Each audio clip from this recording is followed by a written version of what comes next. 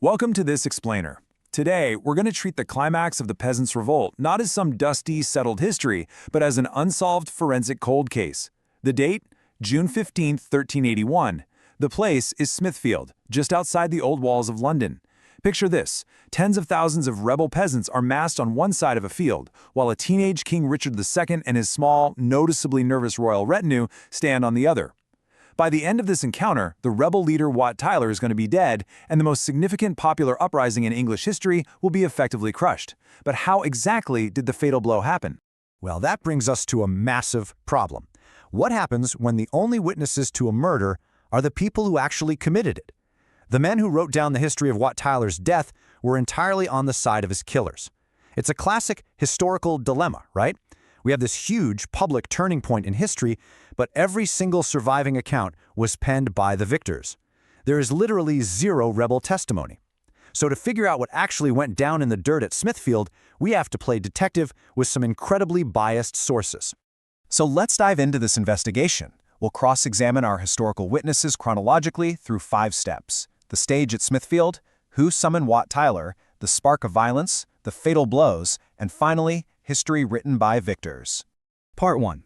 The stage at Smithfield, separating fact and spin. We really need to start by ruthlessly separating the few confirmed facts of that day from the heavily biased chronicler testimonies. Because when you're dealing with medieval texts, the line between an objective event and a chronicler's political spin is incredibly blurry. Actually, the only objective facts we know for certain are that King Richard II was present, Mayor William Walworth of London was intimately involved, and Wat Tyler did not survive the encounter. That's it. That is the absolute bedrock of our case. Pretty much every other detail, from what was said, to who drew first, to the exact sequence of the swords and daggers, is contested chronicle testimony, not confirmed fact. To understand the event, we have to look at our 3 main witnesses. We've got the Anomaly Chronicle, Thomas Walsingham, and Jean Froissart. Now, keep in mind, all 3 of these writers absolutely despised the peasant rebels. The author of the Anomaly Chronicle was an unknown, pro-establishment Londoner. Walsingham was a monastic chronicler who was deeply hostile to the anti-clerical rebels. And Froissart? He was a courtly historian focused entirely on the nobility and chivalry. They all desperately want to paint Tyler as the villain here. But as we're about to see, they can't even get their own story straight on the basic logistics of the murder. Which brings us to part 2. Who summoned Wat Tyler? The first contradiction. Here's our first forensic mystery. How did Tyler actually end up face-to-face with the king? The royal party and the massive peasant army were squared off across a field, so someone had to initiate the parley, right? And this brilliantly illustrates the lack of resolution in our historical record. Our primary witnesses cannot even agree on who rode out to summon the rebel leader. The Anomaly Chronicle states clearly that the king sent Mayor William Walworth to fetch Tyler, but Walsingham explicitly contradicts this. He claims it was a knight, Sir John Newton, who was sent out to compel Tyler to approach. We cannot resolve this. It just remains a permanent contradiction in the record, showing exactly how fractured the memory of that day really was. However he was summoned, the chronicles do agree that Tyler rode out to meet the king.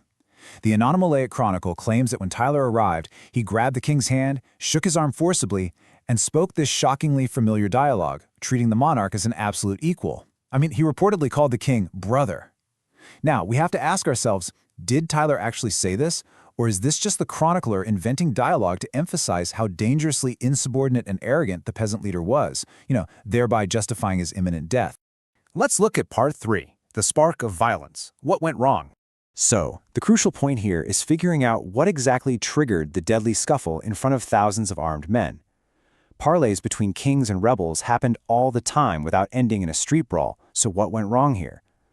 According to the Anomaly testimony, Tyler demanded a flagon of water because of the summer heat.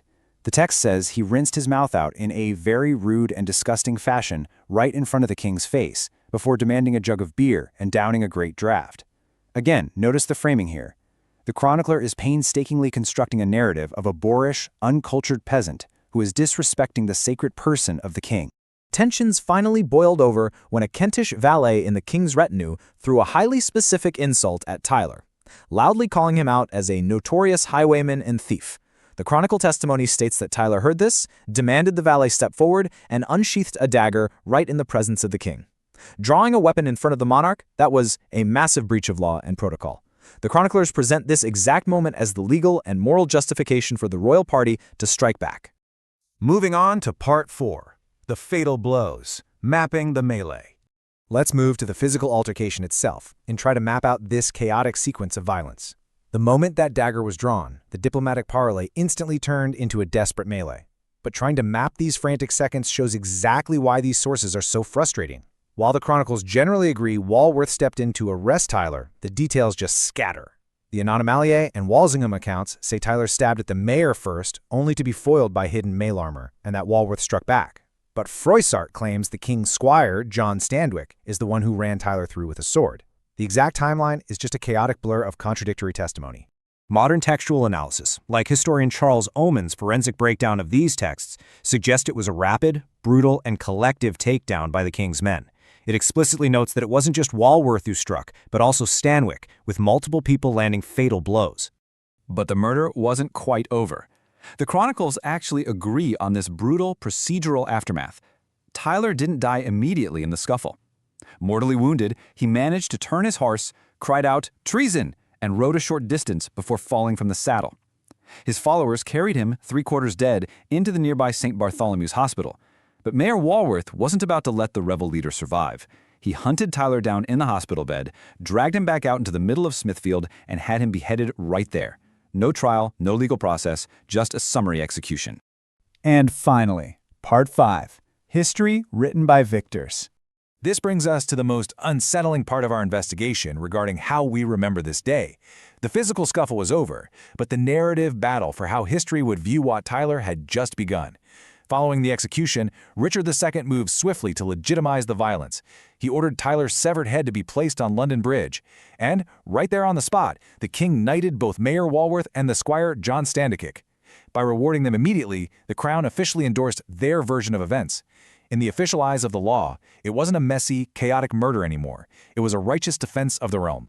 We have to remember that as we study this, we are relying entirely on the testimonies of the victors.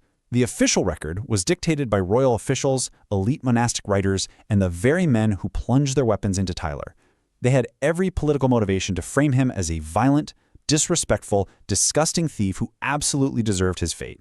On the other side, there's a total rebel silence. Not a single written account survives from Wat Tyler or the tens of thousands of peasants who were standing right there watching the whole thing happen. So, I want to leave you with this final thought.